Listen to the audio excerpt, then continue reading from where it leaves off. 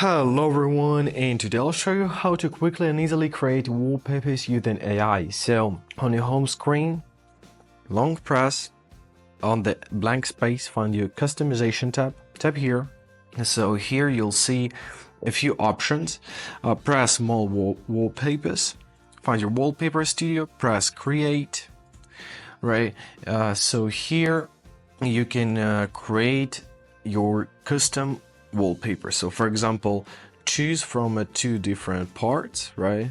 From two different presets to your AI, which will help him to create that. So for example, let's choose iridescence in black and white, press create, and wait a few seconds. So now we've got this cool wallpaper.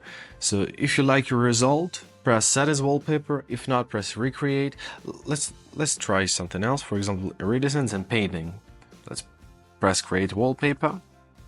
Right? I think this one looks just amazing. Press set as wallpaper, adjust it, crop it, or pinch it, whatever. When you're good to go, press this icon at the top right corner, press done.